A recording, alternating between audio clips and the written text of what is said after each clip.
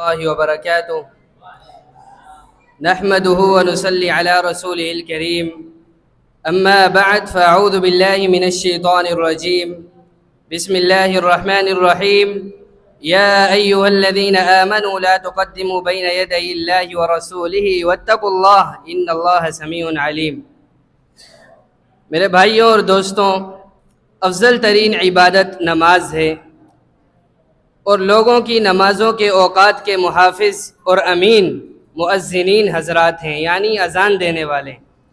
رسول اکرم صلی اللہ علیہ وسلم کا ارشاد گرامی ہے، فرمایا المؤذن مؤتمن، جو اذان دینے والا ہے اس امت کے نمازوں کے اوقات کے محافظ اور امین مؤذن ہیں۔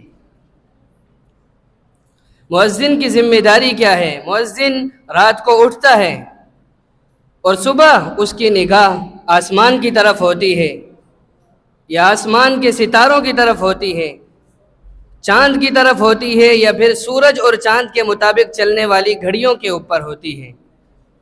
جیسے ہی اذان کا وقت ہوتا ہے، مکمل اور پورا وقت ہوتا ہے، تو مؤذن اذان کہنا شروع کر دیتا ہے۔ نہ اذان پہلے دیتا ہے وقت سے، نہ بعد میں، بالکل مکمل وقت پر اذان دیتا ہے۔ ایک اور حدیث رسول اکرم صلی اللہ علیہ وسلم نے ارشاد فرمایا، انہ لا يسمع مدى صوت المؤذن انس ولا جن ولا شيء وفي روایت كل رطب ويابس الا شهد له يوم القیامہ۔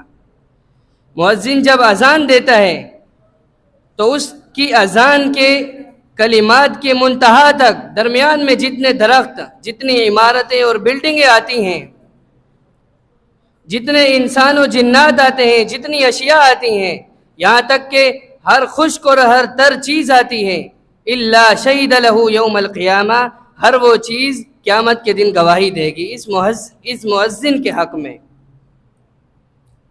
صحابہ کرام رضوان اللہ علیہم اجمعین کی آوازیں بہت بلند تھی۔ اللہ رب العالمین نے آج کے دور میں مؤذن کو ان آوازوں کا نعم البدل لاؤڈ اسپیکر دے دیا ہے۔ جی ہاں، لاؤڈ اسپیکر کے ذریعے اذان کی آواز جہاں تک جاتی ہے وہ چیز گواہی دے گی۔ صحابہ کرام رضوان اللہ علیہم اجمعین کی اذان کی آواز کے بارے میں امام نووی رحمہ اللہ نے شرح النووی میں لکھا ہے، بعض صحابہ کرام رضوان اللہ علیہم اجمعین کی آواز، اذان کی آواز اس قدر بلند تھی کہ وہ 13 اور 14 کلومیٹر دور تک جاتی تھی۔ امام ابو داؤد رحمہ اللہ ایک مرتبہ حدیث سنا رہے تھے، ان المؤذنین اطول اعناق یوم القیامہ، یہ جو مؤذنین ہیں، اذان دینے والے ہیں،